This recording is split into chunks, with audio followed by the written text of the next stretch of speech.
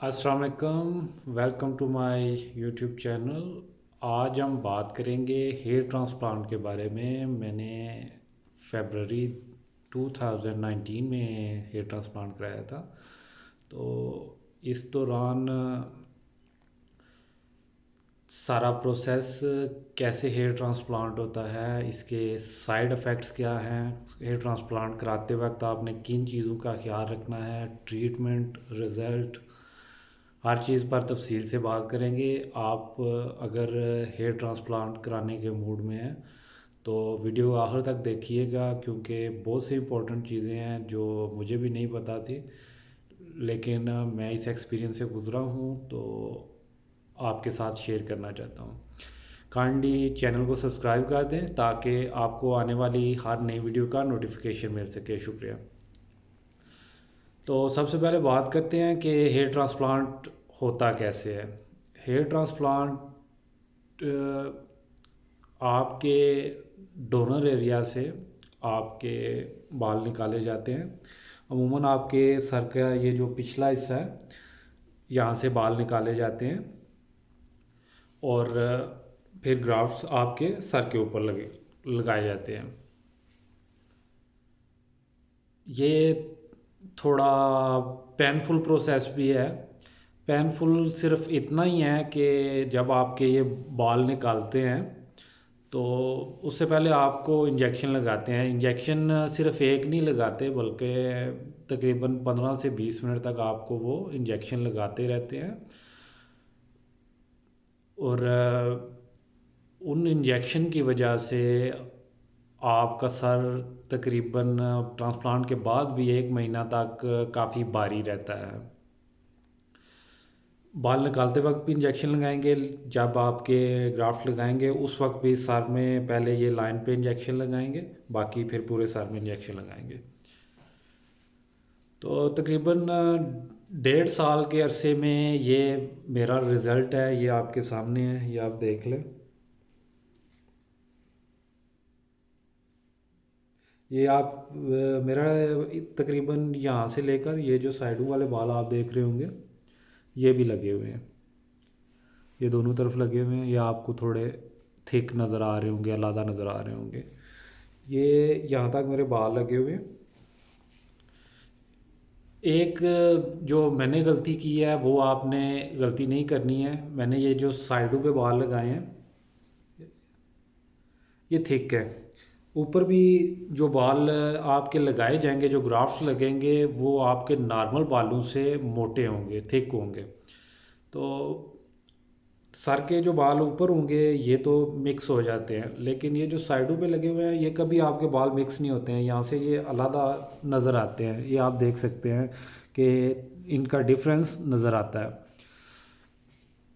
आपने ये गलती बिल्कुल नहीं करनी है। और आपकी ये जो लाइन ये देखें, ये काफ़ी ऐसे लेके गए हैं और ये इधर मैंने लगवाए हैं। आपने इधर लगवाने के बजाय इस लाइन को कोशिश करना है कि ऐसे करा के ले जाएं।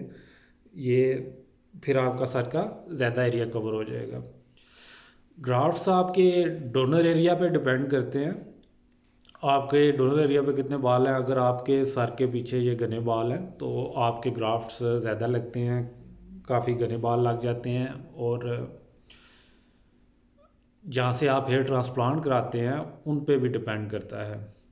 मैंने इस्तांबुल से हेयर ट्रांसप्लांट कराया था। मेरा तकरीबन 1800 यूरो टोटल खर्चा आया।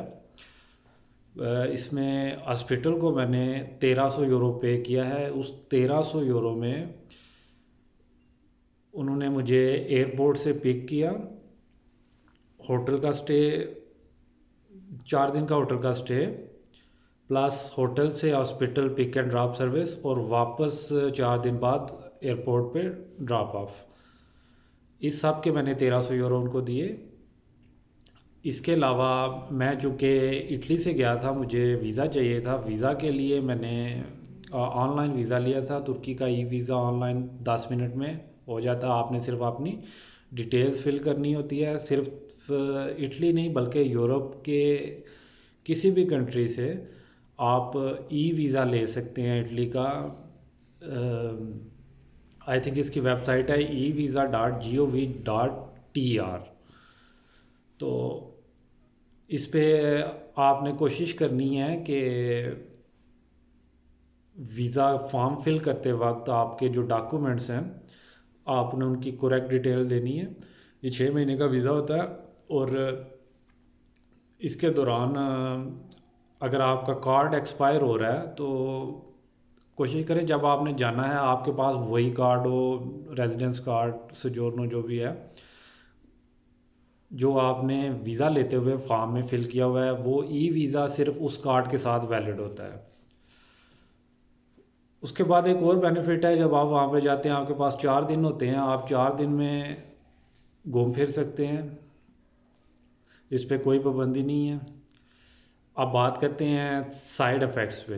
तो साइड इफ़ेक्ट इसके ये हैं कि बाल लगवाने के बाद शुरू के जो तकरीबन 3 से 4 माह होते हैं इसमें आपके सर में इन्फेक्शन भी हो सकता है, मामूली से छोटे छोटे पिंपल्स बन सकते हैं, नॉर्मल है। जब आप हेयर ट्रांसप्लांट कराते हैं उसके बाद 10 दिन के बाद आपके जो वो ग्राफ्ट्स लगाते हैं वो गिर जाते हैं, 10 दिन के बाद वो गिरना शुरू हो जाते हैं, वो सारे गिरते हैं।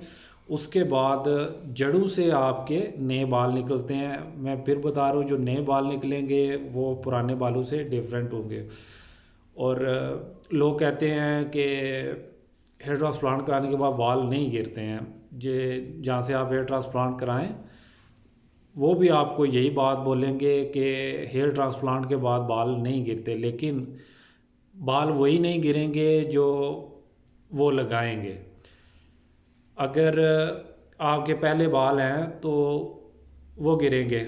मेरे तकरीबन इतने बाल लगे हुए हैं, ये जो फ्रंट के हैं, तो ये जो पहले बाल थे ये आप देख सकते हैं, अब ये पतले होना शुरू हो गए हैं। जो पहले बाल थे वो गिर रहे हैं।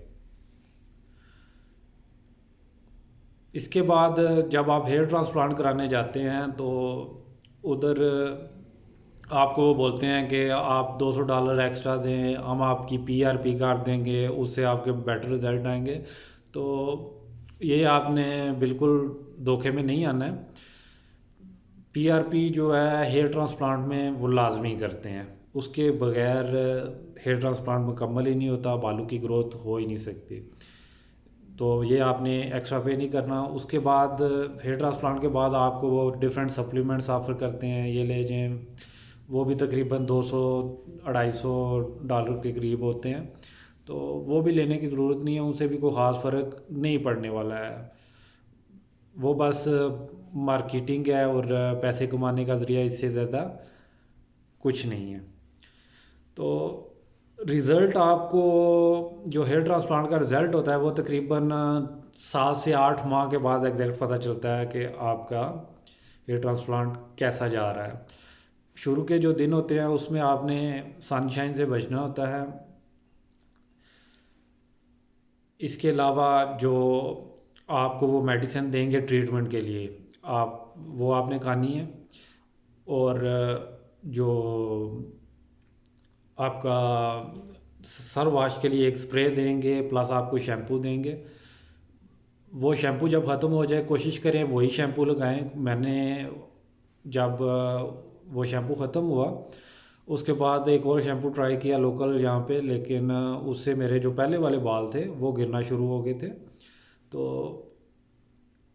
फिर मैंने वही अब ट्राई कर रहा हूँ। वो अमेज़ोन से मैं मंगवा लेता हूँ, तकरीबन 10 यूरो का शैम्पू है, नॉर्मल है, कोई इतना महंगा नहीं है। इसके अलावा एक और बात, जो बाल नए लगे होते हैं वो आप देख सकते हैं, ये डल बाल होते हैं, इनमें इतनी जान नहीं होती है। ये थिक होते हैं लेकिन इनमें इतनी जान नहीं होती है। ये जैसे बड़े होते हैं ये रोल होना, ऐसे रोल होना शुरू हो जाते हैं, ये आप देख सकते हैं।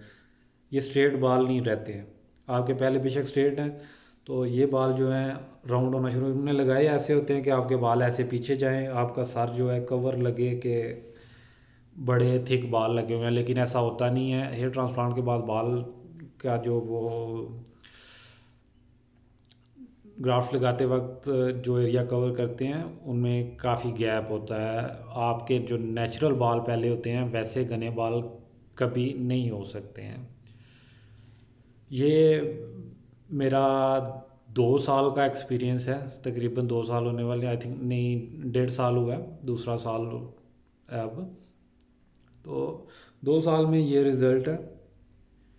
इसके अलावा जो आपके ग्राफ्ट्स लेते हैं सर के बैक से, वो जो निशान होते हैं वो नहीं जाते हैं। आप बारीक कटिंग करवाएंगे तो आपके सर पे वो निशान पीछे नज़र आएंगे, जैसे नीडल्स के निशान होते हैं।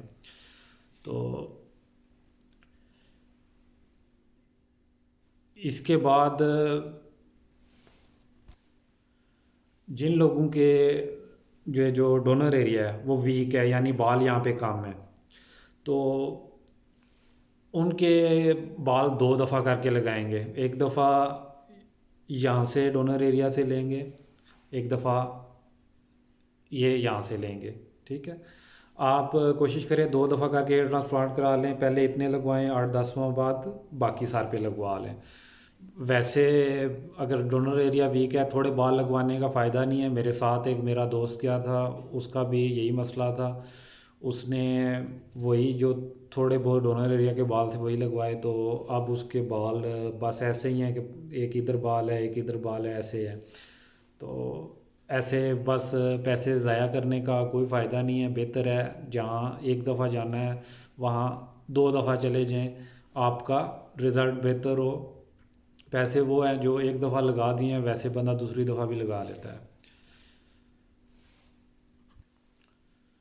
इसके बाद भी अगर किसी चीज़ के बारे में आपने कोई सवाल करना है, मुझसे पूछना है, तो आप कमेंट में पूछ सकते हैं।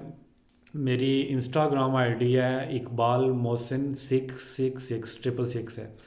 आप वहाँ भी मुझे कांटेक्ट कर सकते हैं। आपने अगर मेरी पहली पिक्चर देखनी है जब बाल नहीं थे, तो मैं आपको वो भी सेंड कर दूँगा।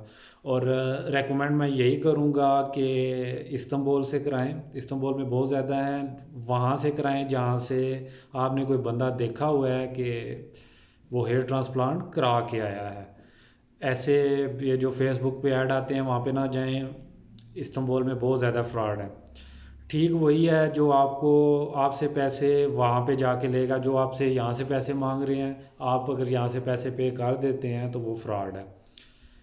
इसके अलावा भी जगह जगह वहाँ पे क्लिनिक खुले हुए हैं, उनके रिज़ल्ट नहीं हैं। तो आपके आसपास बहुत से लोग हैं जिन लोगों ने हेयर ट्रांसप्लांट कराए हुए हैं, उनसे पूछ लें कि आपने कहाँ से कराया है। वहाँ से वहाँ का कांटेक्ट नंबर ले लें, आप वहाँ कांटेक्ट कर रहे हैं जहाँ से मैंने लगवाए हैं। अगर आप वहाँ से लगवाना चाहते हैं तो आप मुझसे कांटेक्ट कर लें, मैं आपको उनका कांटेक्ट नंबर दे दूँगा, आप उनसे रब्ता कर लें। आज के लिए इतना ही। इंशाल्लाह फिर नई वीडियो के साथ मिलेंगे। तब तक के लिए अल्लाह हाफिज़।